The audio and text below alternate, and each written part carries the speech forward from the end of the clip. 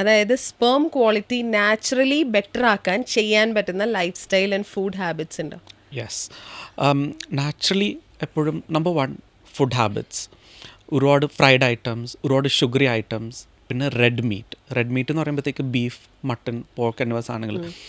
ഈ 3 കാര്യത്തിന് it has N adverse effect, അതായത് സ്പേം കൗണ്ടിനെ എഫക്റ്റ് ചെയ്യാം.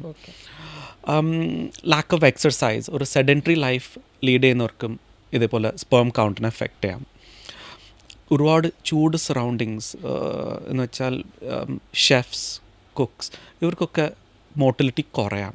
ഈ ടൈറ്റ് അണ്ടർ ഗാർമെൻറ്റ്സ് ഇടുന്നവർക്ക് അഗെയിൻ അവിടെയും കൗണ്ട് മോട്ടിലിറ്റി എഫക്റ്റ് ചെയ്യാം. ഒരുപാട് നേരം നിൽക്കുമ്പോഴത്തേക്ക് ഈ വാരിക്കോസിൽ എന്ന് പറഞ്ഞൊരു കണ്ടീഷൻ ഉണ്ടാവാം. അതായത് ഈ ഞരമ്പെല്ലാം വിയർത്തിട്ട് അതിൻ്റെ ചൂട് കാരണം മോട്ടിലിറ്റിനെ എഫക്റ്റ് ചെയ്യാം. പിന്നെ ഇത് കൂടാതെ നമ്മൾ നേരത്തെ പറഞ്ഞ പോലെ സ്മോക്കിംഗ് ഒരു ഡയറക്റ്റ് ഇമ്പാക്റ്റ് ഉണ്ടാവും.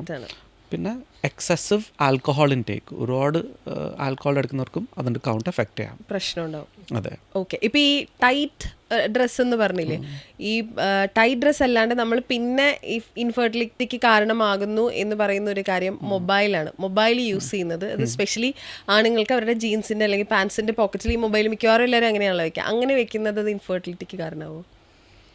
അതിൻ്റെ റേഡിയേഷൻ കാരണം ഒരിക്കലും ഇൻഫെർട്ടിലിറ്റി ഉണ്ടാവില്ല.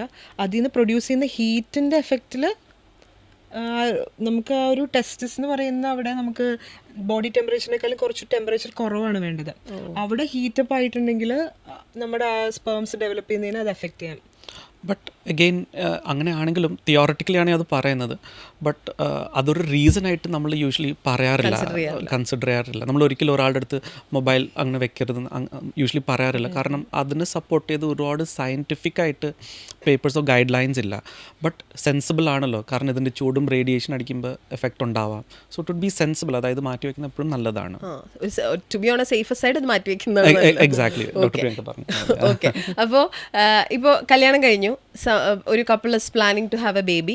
അങ്ങനെ ആവുന്ന സമയത്ത്, അതായത് ഇപ്പോൾ ഇത്രയും നാളും വലിയ കുഴപ്പമില്ലാത്ത ലൈഫ് സ്റ്റൈലിൽ ലീഡ് ചെയ്തുകൊണ്ടിരുന്ന ഒരു കപ്പിളാണെങ്കിൽ ഈ പുരുഷന് അദ്ദേഹത്തിൻ്റെ സ്പേം ക്വാളിറ്റി ഇംപ്രൂവ് ചെയ്യാൻ അതർ ദാൻ എക്സസൈസ് ചെയ്യാൻ പറ്റുന്ന കുറച്ച് കാര്യങ്ങൾ. ഇപ്പോൾ സ്മോക്കിംഗ് ഒക്കെ മിക്കവാറും ആളുകൾ ആ സമയത്ത് ക്വിറ്റ് ചെയ്യും, ഡ്രിങ്കിങ്ങും കുറേ കുറയ്ക്കും. അല്ലാണ്ട് ചെയ്യാൻ പറ്റുന്ന ഇപ്പോൾ ഭക്ഷണത്തിൽ ഇന്ന കാര്യങ്ങൾ ഉൾപ്പെടുത്താം എന്നൊക്കെ പറഞ്ഞ കുറച്ച് കാര്യങ്ങൾ എന്തൊക്കെയാണ്?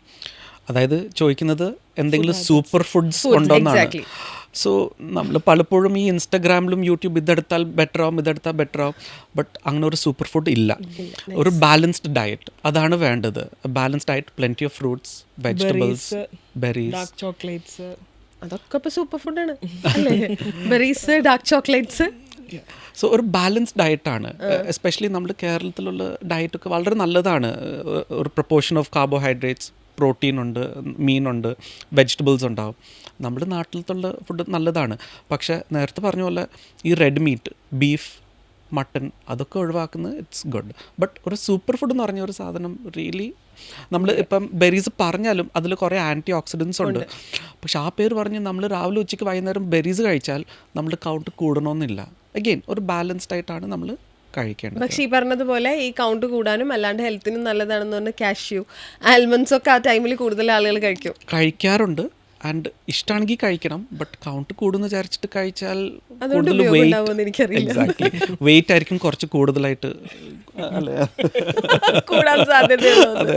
ഓക്കെ, ഇപ്പം ഈ പറഞ്ഞതുപോലെ നമ്മളിത് സോഷ്യൽ മീഡിയ ഉള്ളതുകൊണ്ട് there is a lot of discussion, ഒരുപാട് ഇൻഫർമേഷനും ഉണ്ട്. അപ്പോൾ ഇതിൽ ഈ മിത്തുകളുണ്ടല്ലോ, നിങ്ങൾ ഏറ്റവും കൂടുതൽ ഇൻഫെർട്ടിലിറ്റി ബേസ് ചെയ്ത് കേട്ടിട്ടുള്ള മിത്തുകളുണ്ടല്ലോ, നിങ്ങൾ ചിരിച്ചു തള്ളാറുള്ള മിത്തുകൾ, അതെന്തൊക്കെയാണ്? ഒരു കുറച്ച് പറഞ്ഞ.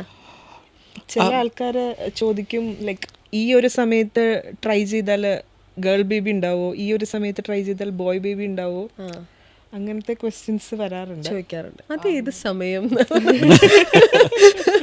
ഒരു വലിയൊരു മിത്ത് എന്താണെന്ന് വെച്ചാൽ ഇൻഫെർട്ടിലിറ്റിയുടെ ഒരു കോസ് ഫീമെയിൽസിന് മാത്രമുള്ളൂ.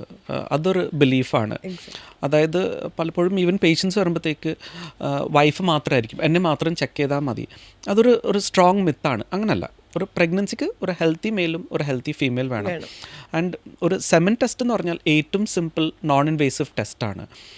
സോ അതായിരിക്കും ഏറ്റവും വലിയ മിത്ത്. അതായത് ഫീമെയിലിന് മാത്രം ടെസ്റ്റ്. ഇൻഫെർട്ടിലിറ്റി എന്ന് പറയുമ്പോൾ നേരെ സ്ത്രീകളിലേക്ക് ചൂണ്ടിക്കാണിക്കുന്ന ഒരു വലിയ പ്രശ്നമാണ്. അതൊരു പ്രോബ്ലം.